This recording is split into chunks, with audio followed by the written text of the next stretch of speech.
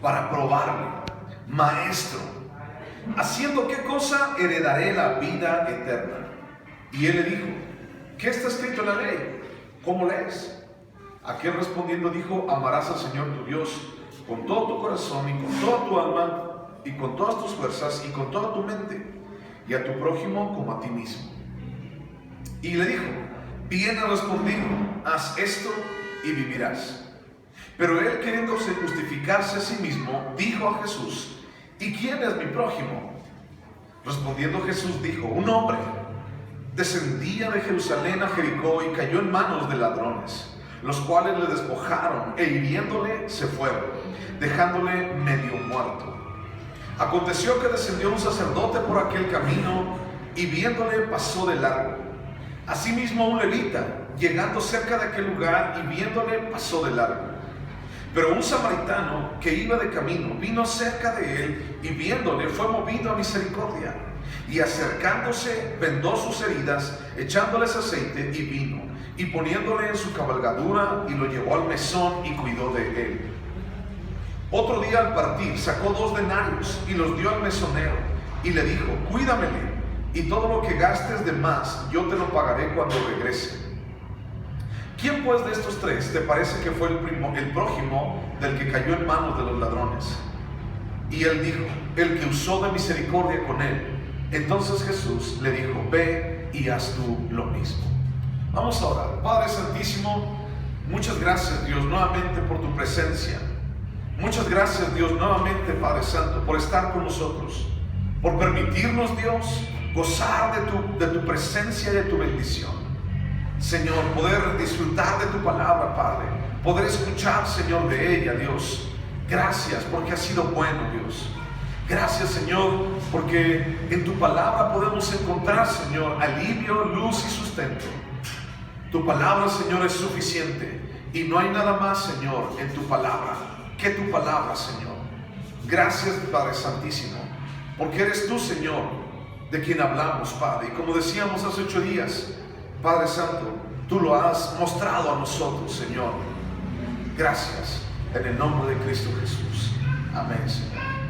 Bueno, vamos a comenzar. Dice: un intérprete de la ley se levantó y dijo para probarle a Jesús.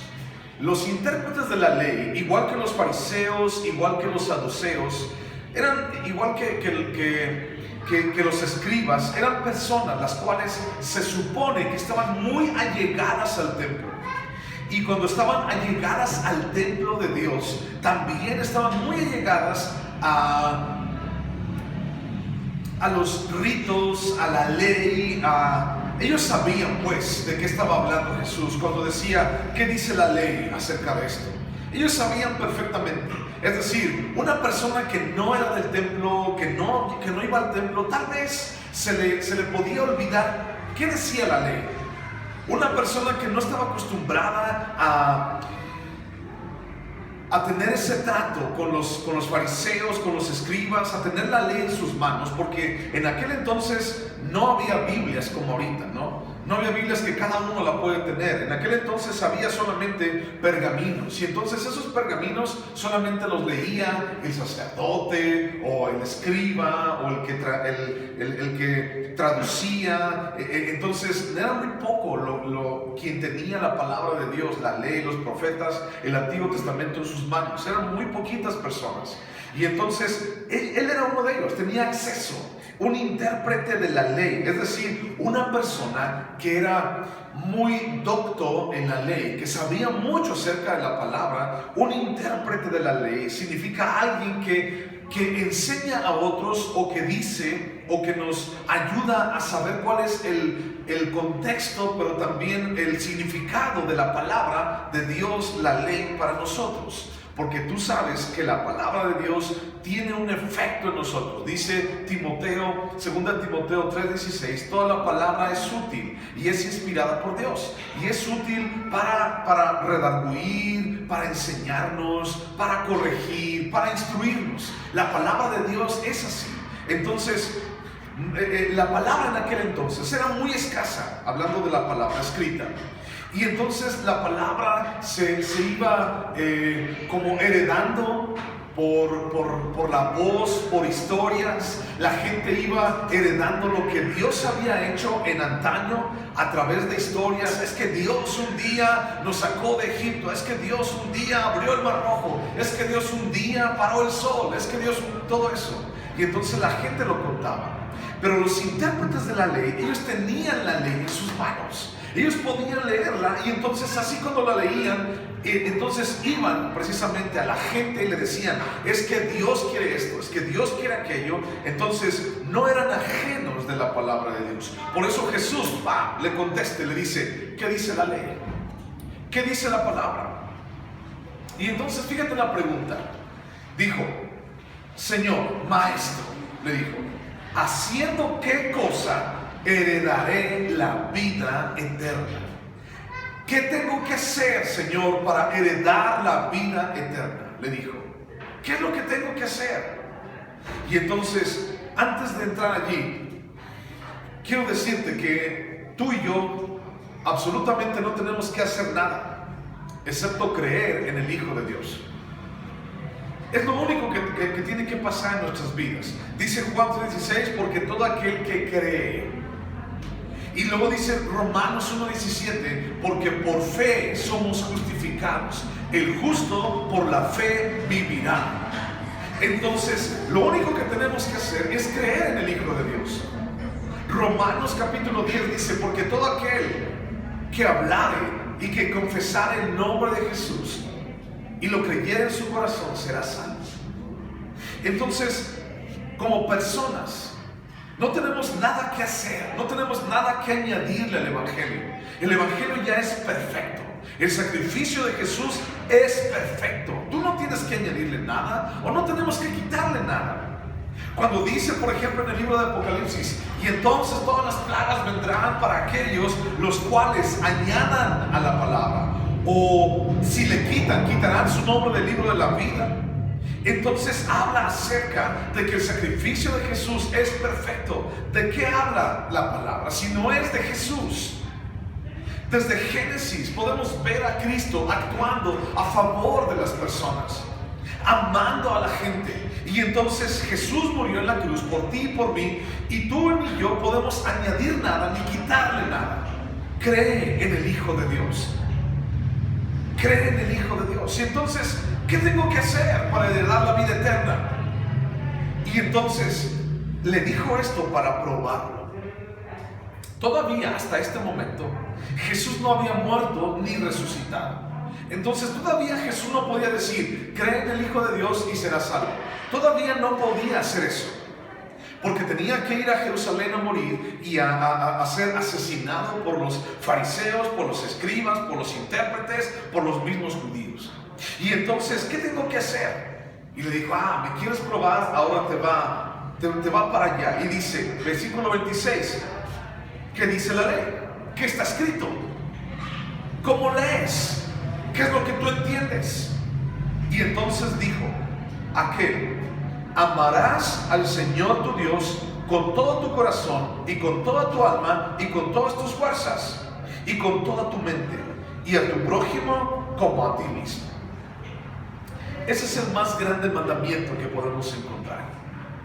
Ama al Señor tu Dios con todo tu corazón, tu alma, tus fuerzas y tu mente. ¿Qué significa cada una de estas cosas? ¿Qué significa amar al Señor Jesús? Amar a Dios con todo mi corazón. ¿Qué significa amarlo con todo mi corazón? La palabra corazón en el Antiguo Testamento, cuando vemos este pasaje está en Deuteronomio. Cuando vemos este pasaje, entonces la palabra en hebreo es una palabra que dice el motor, o se puede traducir como el motor, lo que mueve la vida de las personas, lo que mueve la vida del ser humano. Y entonces piensa un poquito en esto. ¿Qué es lo que mueve tu vida? ¿Por qué te levantas todos los días? ¿Para qué lo haces? ¿Qué es lo que te motiva a seguir adelante? ¿Qué es lo que te motiva a vivir un día más? Tal vez mucha gente puede decir: yo ya perdí el motivo de mi vida, yo ya no quiero seguir adelante, yo no puedo seguir adelante. Perdió su motor, ya no tiene por qué seguir. ya no tiene nada para aquí, para adelante. Pero tú, ¿por qué tienes que seguir adelante? Puedes decir, tu familia. Es que todos los días me levanto porque mi familia, ella necesita que yo salga a trabajar. Y wow, qué padre, es algo muy padre que tú salgas a trabajar por tu familia. O tal vez puedes decir, yo salgo a trabajar, o todos los días en la mañana me levanto porque pues es un bonito día y las cosas están padres y hay que echarle ganas y híjole, mis hijos, y también es algo bueno. Sin embargo, no es lo mejor. Lo mejor siempre va a ser Dios. Cuando tú pienses en qué mueve mi corazón, en qué motiva mi vida, piensa en Dios con todas tus fuerzas. Es Dios el motivo de nuestro vivir. Él es el que nos compró con su sangre. Él es el que nos dio vida eterna. Él es el en quien podemos confiar. Él es el que nos perdona. Él es el que nos ama. Él es el que nos lleva en sus manos. Él es el que resistió los golpes, el que resistió todo lo que nuestro pecado le hizo. Él nos ha amado.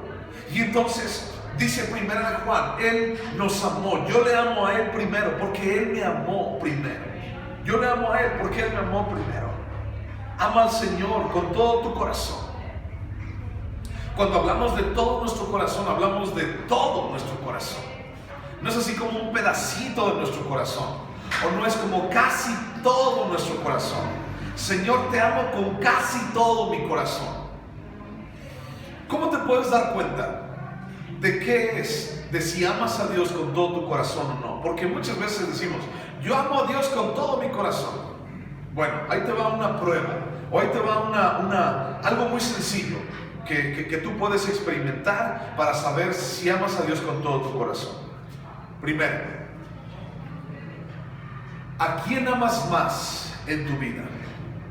A la persona que tienes que amar más en tu vida se llama Dios, por encima de tu esposo, de tu esposa y de tus hijos. A Dios por encima. Él tiene el primer lugar por encima de todo. No importa lo que me digas, tu trabajo, tu familia, tus hijos, no importa lo que digas, Dios está por encima de todo eso. Si tú estás poniendo a Dios por encima de todo lo demás, entonces vas por buen camino. Pero si tú, por ejemplo, dices, la persona que más amo, la persona que tiene el primer lugar en mi corazón y mi vida es mi esposo o mi esposa, ya estamos mal. O tal vez puedes decir, es que a quien más amo, sí amo más a Dios, pero también la persona más importante es mi hijo, son mis hijos. Híjole, estamos ahí como que un poquito desubicados, si lo piensas de esa manera. Recuerda, Dios lleva el primer lugar en tu vida. Luego, si estás casado, entonces tu esposo o tu esposa. Luego tus hijos. Y luego tu trabajo. He encontrado gente la cual piensa que su trabajo es lo más importante en la vida. Y entonces le pregunto, ¿cómo estás? Bien. ¿De dónde vienes? Pues del jale. ¿A dónde vas? Pues al jale. ¿Cómo te fue? Pues bien. ¿Por qué? Pues que me pagaron un jale. Y ¿o cómo estás? Mal. ¿Por qué? Pues porque no tengo jale, ¿no? Hay personas que, por ejemplo, su trabajo lo ponen en lo más arriba. Hay personas que, por ejemplo, he escuchado que el dinero es lo más importante en su vida. Yo le digo, ¿cuál es tu escala de valores? Mi escala de valores, Dios, por supuesto, y el dinero en segundo lugar. Es que sin dinero no hacemos nada. Entonces tenemos que platicar un poquito acerca de tus prioridades. Y entonces, ¿cómo podemos saber que Dios lo amamos con todo nuestro corazón? Cuando has decidido dejar todo por Él. En la palabra dice, aun si padre y madre me dejaren, tú no me dejarás, Señor. Señor, ¿te acuerdas cuando vimos que 3 hombres se acercaron con Jesús? Y uno de ellos decía, es que voy a enterrar a mis papás. Y decía, pues vea que sus muertos entierren a sus muertos. Entonces tenemos que poner a Dios por encima de todo. Luego lo siguiente, con toda tu alma. ¿Qué es nuestra alma? ¿Te acuerdas que estamos divididos en tres partes? Cuerpo, alma y espíritu. Nuestra alma son nuestros sentimientos, nuestras decisiones, son nuestras emociones, nuestra esencia.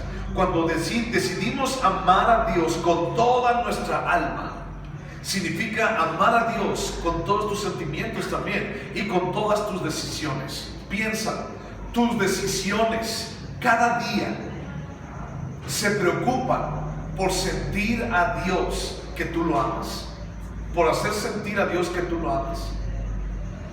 Acuérdate de la última decisión que tomaste.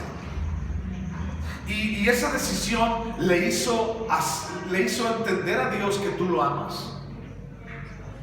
Si, por ejemplo, una persona decide pecar, una persona decide, por ejemplo, me está yendo mal en la vida, decido ir a que me lean las cartas, ¿no? Y entonces va a que le lean las cartas, le lean las cartas.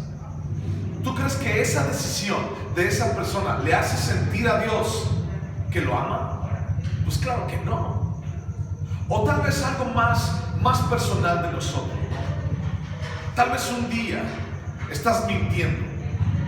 Con esa decisión de mentir, ¿tú le haces entender a Dios que lo amas?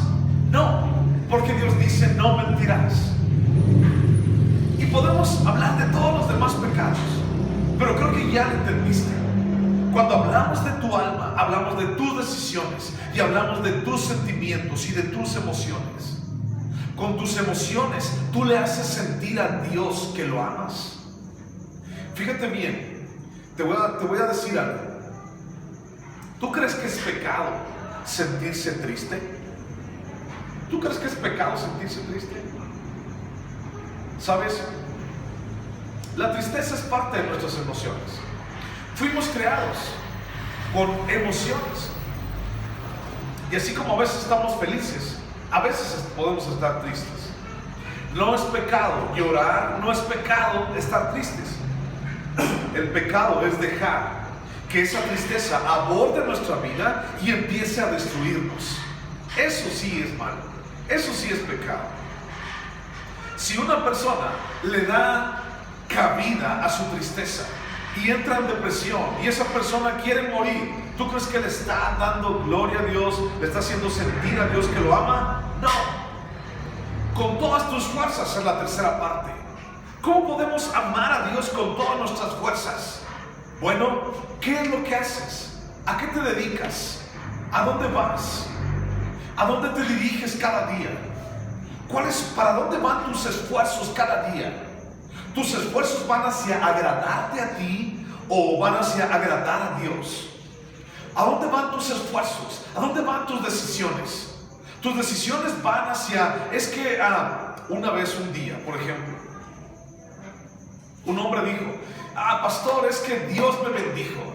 Qué bueno, me bendijo con un trabajo excelente. Oh, qué bueno, ¿y qué puedo hacer por ti? Pues ore por mí, pastor. Ok, vamos a orar, gracias.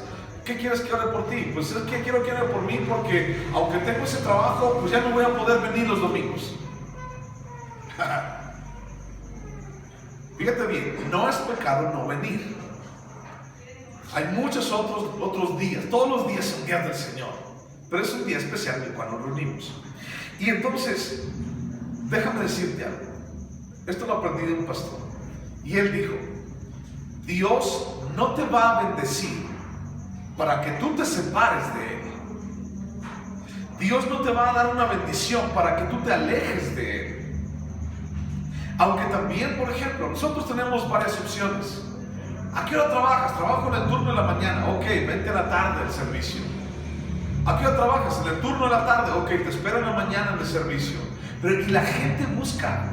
Y la gente cuando busca encuentra. Hay muchos que dicen: es que pues, me toca trabajar el domingo. Pues bueno, está bien, te toca trabajar el domingo, pero yo quiero ir el martes, yo quiero ir el jueves, yo quiero ir allá, y están allí presentes porque tienen hambre de Dios. Entonces, con todas tus fuerzas, ¿hacia dónde se dirigen tus pasos, tus fuerzas, lo que haces y tus decisiones? Y con toda tu mente. con toda tu mente. Quizá el lugar más difícil de ganar una batalla es en nuestra mente. ¿Sabes por qué? Bueno, ¿en qué lugar físico murió Jesús? ¿Te acuerdas? Murió en un lugar llamado el monte o el cerro de la calavera. El monte Calvario. Ahí murió Jesús, el Gólgota. Y entonces el Calvario o el Gólgota es una palabra que significa calavera. O sea, lo que tenemos aquí, el hueso, los huesos que tenemos aquí adentro. A ver, tócatelos, ahí están tus huesos. Esa es tu calavera, ¿ok? Entonces, adentro de tu calavera, ¿qué tenemos? Aquí adentro, ¿qué tenemos? Nuestra mente, nuestro cerebro, ¿verdad? Por fe decimos que ahí está un cerebro, ¿verdad? Ahí está algo que nos hace pensar, ¿ok? Entonces, uno de los campos más difíciles de batalla es la mente. Porque en la mente tenemos decisiones, en la mente se fraguan los sentimientos, en la mente es donde decidimos. Este pie no se va a mover si yo en mi mente no decido moverlo. Estos labios no se van a mover si yo en mi mente no estructuro las palabras para que estos labios se muevan. Estas manos no se van a mover, o estos ojos no se van a mover si mi mente no los mueve, si mi cerebro no los mueve. Y entonces la pregunta sería, ¿estás amando a Dios con toda tu mente? Porque amar a Dios con toda nuestra mente no significa nada más dejar de tener malos pensamientos. Mucha gente piensa eso. Voy a dejar de tener malos pensamientos y ya estoy amando a Dios con toda mi mente. No, sino que tu mente es la que dirige todo. O sea, estamos hablando de tu corazón, estamos hablando de tu alma, estamos hablando de tus fuerzas. Pero tal vez deberíamos hablar directamente de nuestra mente. Y es nuestra mente la que tenemos que renovar, y es nuestra mente la que tenemos que llevar a los pies de Dios todos los días. Porque es nuestra mente la cual nos juega malas pasadas, la cual nos hace caer en pecado, la cual toma decisiones para ir y pecar. Ninguno de nosotros hemos caído en pecado de una manera loca, o sea, sin sentido, así como que, caray, ya pequé, híjole Señor, perdóname, no me di cuenta, nunca me di cuenta. ¿Alguno de ustedes ha pecado así sin darse cuenta? Ya pequé. No. Y ahora más que ya lo sabes.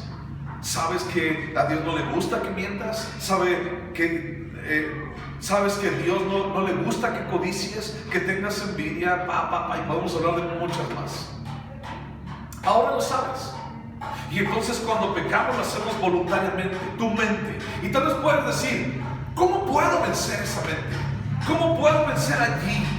O sea, si mi enemigo se presentara delante de mí, pues sería más fácil, porque ya diría, bueno, pues le hago así, le hago así, y me voy a entrenar con el Canelo para que me ayude a ganarle a mi enemigo. Pero no, tu enemigo está aquí adentro, eres tú mismo. ¿Cómo puedes vencer de esa área tan importante y a veces tan difícil en la cual podemos vencer?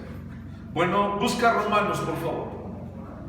Ahí está adelantito de Lucas. Busca Romanos, por favor. Capítulo 12. Romanos, capítulo 12.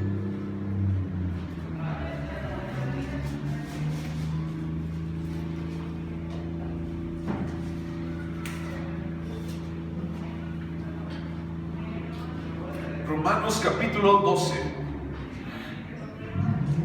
Versículo 2 dice: no os conforméis a este siglo, sino transformaos por medio de la renovación de vuestro entendimiento, para que comprobéis cuál sea la buena voluntad de Dios, agradable y perfecta.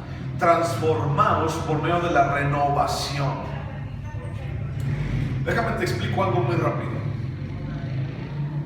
Cuando un alcohólico decide dejar de tomar, sin fuerza alguna, con su propia voluntad, ¿qué es lo que obtiene? Te voy a poner un ejemplo. Hay muchos que dicen, voy a jurar. ¿Sabes eso, no? Que voy a jurar por 1 año, por 5 años, por 2 meses, y ya traen su papelito allí, bien orgullosos en su cartera de que fueron a jurar a quién sabe dónde. Y lo cumplen, sí, lo cumplen, yo no digo que no, lo cumplen el año, y después del año de haber jurado, ¿qué hacen? Se acaba todo lo que no se acabaron en 1 año, en una misma noche. Entonces, ¿de qué valió que hayan jurado? Pues de nada, man. Entonces, fíjate bien. Cuando un alcohólico, cuando un drogadicto, cuando alguien que tiene una adicción quiere dejar ese mal hábito o esa adicción o ese pecado en su vida, y déjame decirte esto, una adicción, el alcoholismo, no es ninguna enfermedad, es un pecado, ¿ok? Y entonces muchas personas han dicho, es que es una enfermedad, y tengo enfermedades, soy un alcohólico, soy un enfermo, ¿no? No es cierto, es una mentira del diablo. No me escuchan los alcohólicos anónimos, pero es una mentira, de verdad, es una mentira. O sea, el alcoholismo es pecado. Tenemos que buscarle, tenemos que encontrarle, pero es un pecado. Y solamente Dios puede ayudarnos a limpiar ese pecado y a quitar eso de nuestras vidas.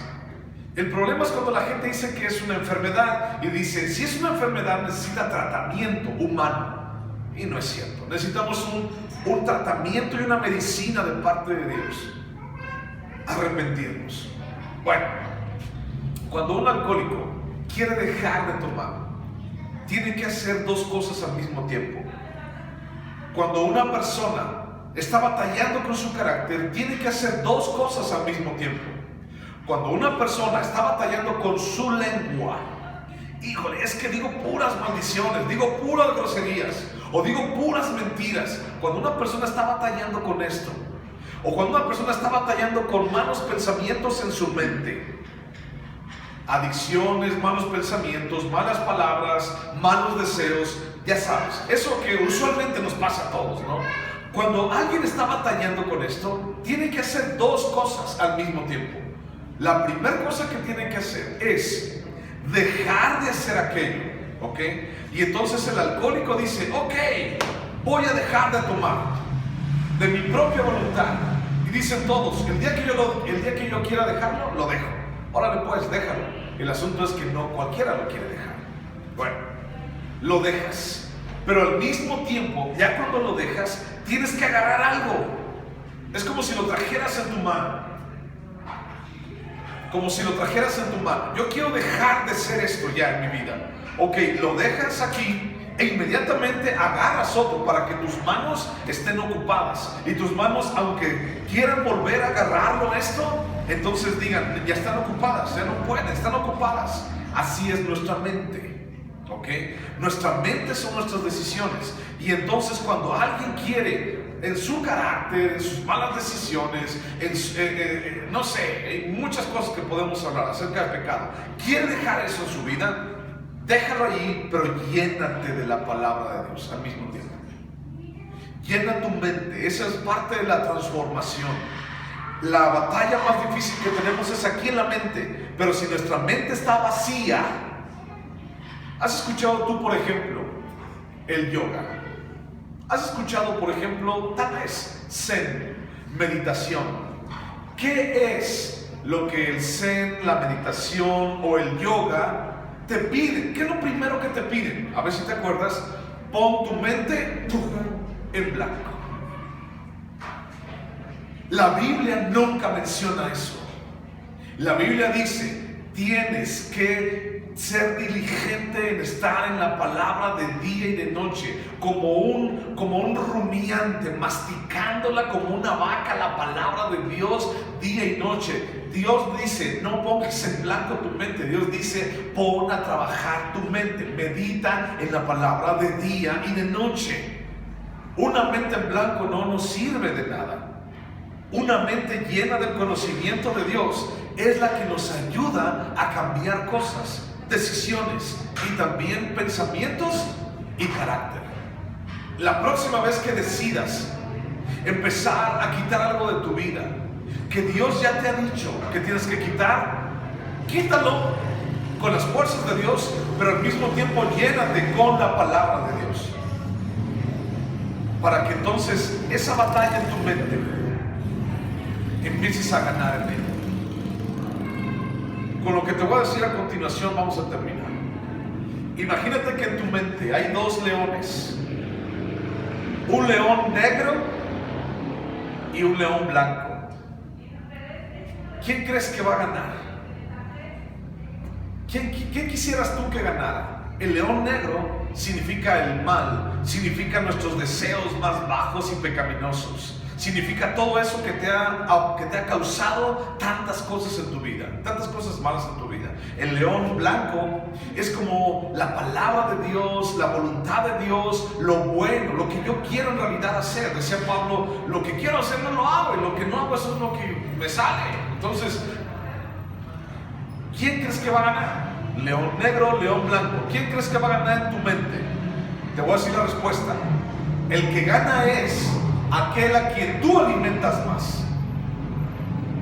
Si tú tienes en tu vida un león blanco que simboliza todo lo bueno, todo lo de Dios, si tú tienes en tu mente un león blanco que está todo flaco, todo cansado, un león flaco que está todo desnutrido, pero que tú alimentas más a tu león negro, el negro del pecado y de la vista y del pecado de tu corazón, si tú lo alimentas más al león negro, entonces le va a ganar, ¡paz!, lo va a destruir. Pero si tú te enfocas en alimentar a tu león blanco, es una figura para entender esto, entonces el león blanco va a ganar al otro. ¿Qué estamos decidiendo en la vida? ¿A dónde estás yendo? ¿A dónde estás llevando tus decisiones? ¿Estás preocupándote por darle gloria a Dios? ¿O más bien estás preocupándote por satisfacerte a ti mismo? Ama al Señor tu Dios con todo tu corazón, con toda tu alma, con todas tus fuerzas, con toda tu mente. Y a tu prójimo como a ti mismo. Y eso lo vamos a ver dentro de 8 días. Ama a tu prójimo como a ti mismo. Vamos a orar. Cierra tus ojos.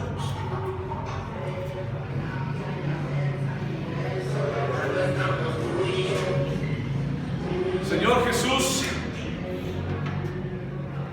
te damos gracias, Padre, porque podemos cantarte, Señor, y acercarnos a ti, Dios.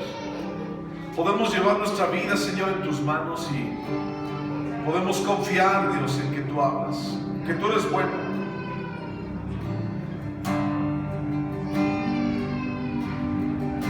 Gracias porque nos diste vida, Padre, y vida eterna, vida en abundancia, Señor. A ti, Señor, sea la gloria y la honra. Tu nombre levantaré, me deleito en alabarte. Te agradezco que en mi vida estés,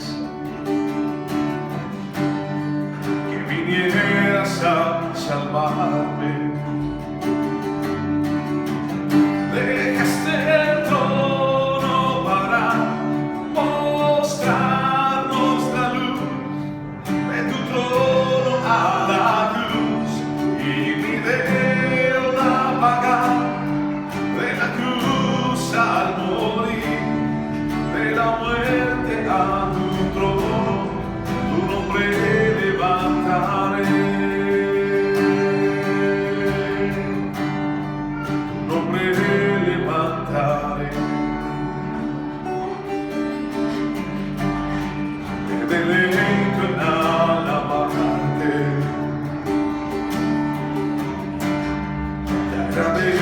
Que en mi vida estés, que vinieras a salvarme. Dejaste el trono para mostrarnos la luz, de tu trono a la cruz, y mi deuda pagar, de la cruz al morir, de la muerte a tu trono, tu nombre levantaré.